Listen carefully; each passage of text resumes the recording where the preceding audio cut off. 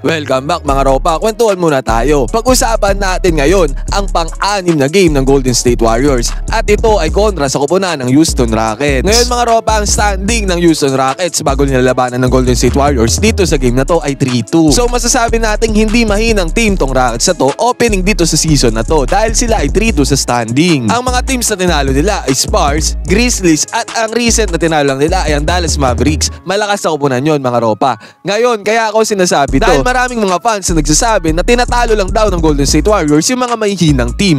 This time lalabanan ng Golden State Warriors ang koponan ng Houston Rockets nang wala pa si Stephen Curry. This scenario mga ropa, dito sa game na to tinambakan ng Golden State Warriors ang koponan ng Houston Rockets sa unang parte ng laro, pero makaka-comeback pa sana dito ang Houston Rockets, pero sure hindi nila nagawa ang comeback. Ito ang game breakdown at analysis Golden State Warriors versus Houston Rockets. Simulan na natin to. Okay, game. Dito nga sa unang parte ng laro mga ropa, tinambakan agad ng Golden State Warriors ang koponan ng Houston Rockets. At ang mga plays na ginamit dito ng Golden State Warriors usually talaga more on 3-pointer at long bomb. At ang ginamit ng first 5 dito ni Coach Steve Kerr, Brandon Podziemski dito sa may point guard, Moses Moody sa shooting guard, Draymond Green at Andrew Wiggins naman doon sa may forward, at ang center nila dito ay si Jackson Davis. Sabi ko nga mga ropa, more on 3-point shooting ang mga naging set ng play dito ng Golden State Warriors sa unang clip ng laro. At dito nga sa unang possession ng Golden State Warriors, tingnan natin to, panoodin natin mabuti. Nasa ibabaw dito si Draymond Green at nag-set agad ng screen dito si Jackson Davis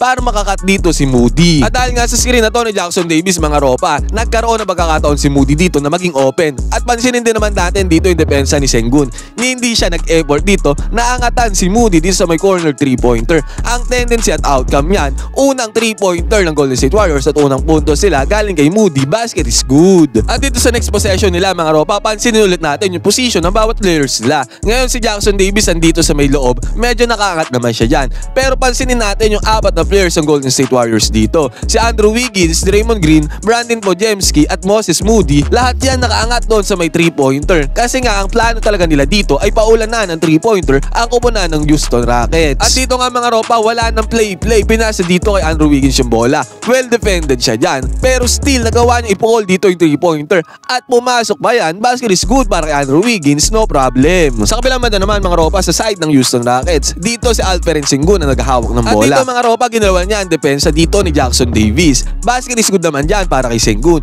Pero dito sa game na to mga ropa, kung pinanood nyo ng buo yung game, nadepensahan ng maayos si Kevon Looney itong si Sengun, kaya nalimitahan niya sa scoring ito. 14 points lang in-score ni Sengun dito sa game na to dahil sa depensa ni Kevon Looney. At the next one mga ropa, sa possession ulit ng Golden State Warriors, nakakuha na naman si Moses Moody dito ng corner 3-pointer. Again, walang setup na play dito ang Golden State Warriors. Tinanggap niya lang ang bola dito sa may corner 3-pointer. Pinukol niya yan. Basket is good para kay Moses Moody. Isang malaking tulong din ito si Moses Moody para sa Golden State Warriors. Nag-ambag siya dito ng 9 points as a starter. At tignan naman natin yung defense ang ginamit dito ng Golden State Warriors. Dito nagmamando ng bola para sa Houston Rockets ay si Fred VanVleet. Pansinin natin dito yung double team ng Golden State Warriors kay Fred VanVleet. Nag-set kasi dito ng screen, high screen si Sengun. Ang tendency niyan mga ropa, good defense by Jackson Davis dahil inangatan niya agad dito si Fred VanVleet. At the same time, double team nila dyan ni Podziemski. Ang nangyari dito, nawala na space si Fred VanVleet dahil umangat agad dito si Jackson Davis doon sa pagmamanduhan niya ng bola.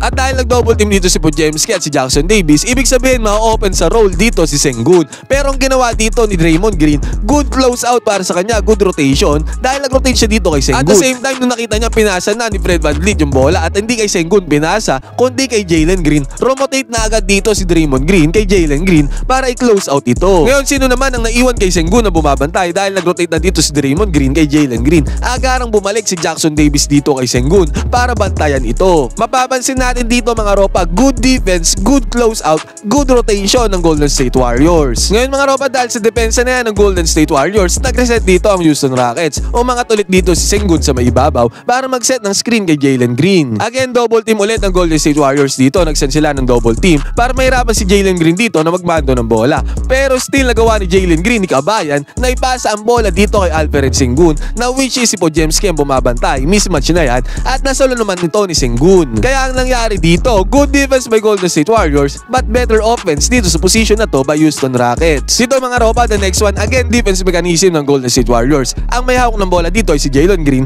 at ang bumabantay sa kanya dito ay si Andrew Wiggins. Inatake ni Jalen Green ang depensa ni Andrew Wiggins. Bilangin natin ngayon yung dedepensa dito kay Jalen Green. Una na to si Andrew Wiggins is isa na siya. Pagsalaksak niya dito, sumundot si Draymond Green. Isa ng resistance yan. Bali dalawa na ang dumepensa dito kay Jalen Green.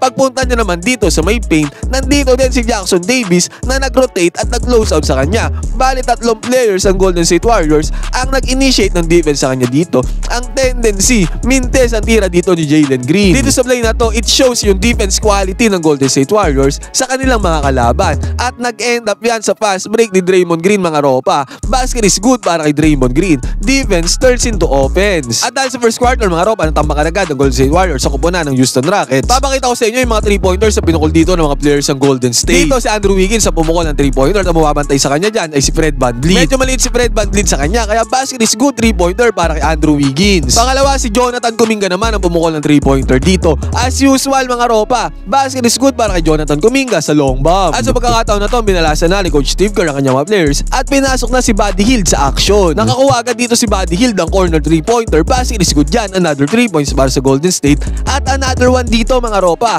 3-pointer na naman para kay Buddy Hield. Take note mga ropa, dito sa first half, umiscore si Buddy Hield ng 14 points. At most of the points na yan ay galing sa 3-pointer. Fast break ng Warriors mga ropa at si Buddy Hield na naman again ang nag-receive ng bola dito. At sa 3-pointer na naman yan. 4 na 3-pointers ang pinukol ni Buddy Hield dito sa first half at 4 din ang kanya napasok. At yung isang 3-pointer sa 4 ay galing dito sa pasa ni Lindy Waters. Again, another 3-pointer na naman para kay Buddy Hield. Basket is good. Samantala mga ropa, si Kyle Anderson ay sumali na rin sa 3-point shootout dito ng Golden State. At syempre, basket is good yan kay Kyle Anderson. Napakaganda ng shooting ng Golden State Warriors. Honestly speaking, ito talaga ang main reason kung bakit natambakan ang kupunan ng Houston Rockets dito sa first half.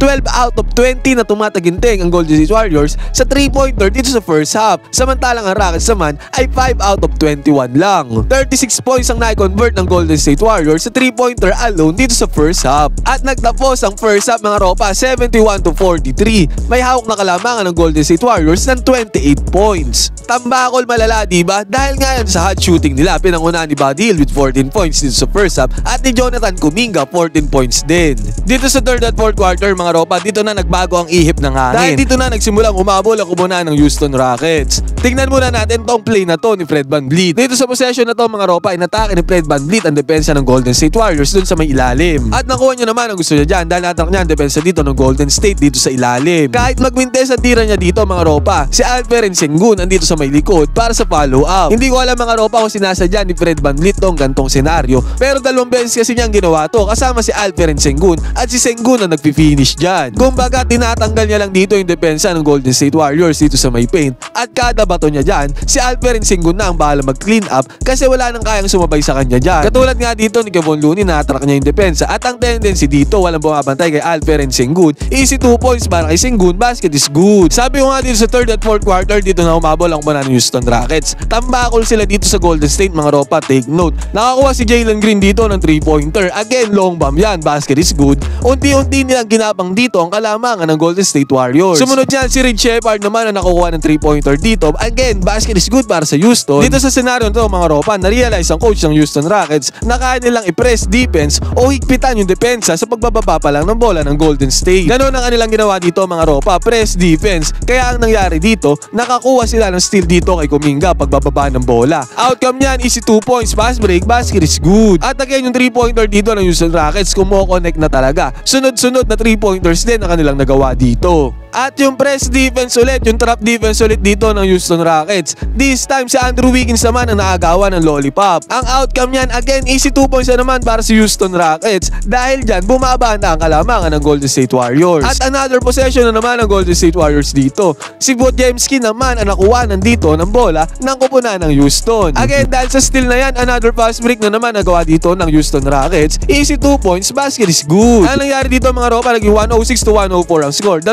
puntos na lang inaabol dito ng Houston Rockets. At si Thompson dito mga ropa, pinenetrate ang depensa dito ng Golden State Warriors. Nakuha niya naman, successful yung penetration na yan. 2 points para sa kanya. Back-to-back penetration ang ginawa ni Thompson dito mga ropa. At the same time, same shot, same result. Basket is good para kay Thompson. Di kita na ang laban sa mga uling minuto ng game na to. Pero grabe yung naging sagot ni Brandon Podziemski dito mga ropa. Isolation play lang, wala nang play na ginawa dito. Si Podziemski na ang nag-takeover mode para sa 2 points na to. Ang laki ng kanyang bantay dyan at ginalawan niya lang dito para sa fade away jumper. Basket is good para kay Podziemski. At sa mga uling segundo ng laro mga ropa, 119 to 114 ang score. 5 puntos sa kalamangan ng Golden State Warriors. Kung akala mo mananalo na dyan ng Golden State dahil wala ng oras, never say die ang kubunan dito ng Houston Rockets kasi comeback na yan eh. Pumukol sila ng 3-pointer dito. Pumasok yan at 2 puntos na lang kalamangan dito ng Golden State Warriors. Segundo na lang natitira. Doon sa inbound play ng Golden State mga ropa, nagkamit pa sila ng turnover. At ang nangyari na foul pa nila ang player ng Houston Rockets dito. Dahil sa free throws na to mga ropa, 2 free throws, tumabla pa dito ang Houston Rockets na nag-cause ng overtime. Dito naman sa overtime mga ropa, hindi na nakaporma ang kupunan ng Houston Rockets. At nag-take over mode na dito si Jonathan Kuminga. Mga crucial points ang ginawa dito ni Jonathan Kuminga para ibigay ang kalamangan sa Golden State Warriors. Parang napagod dito ang Houston Rockets sa overtime kaya hindi na sila nakascore. Good defense din naman sa Golden State Warriors. Ang ending mga ropa, 127 to 121 ang score. Nasayang ang comeback ng Houston Rockets. Pero ang Golden State Warriors mga ropa, nag-improve na ang standing into 5-1. Ngayon mga ropa, ano masasabi nyo dito sa game na to ng Golden State Warriors kontra sa kupunan ng Houston Rockets? 5-1 na ang GSW. Pwede kayo mag-comment dyan sa baba, magkwentuhan tayo.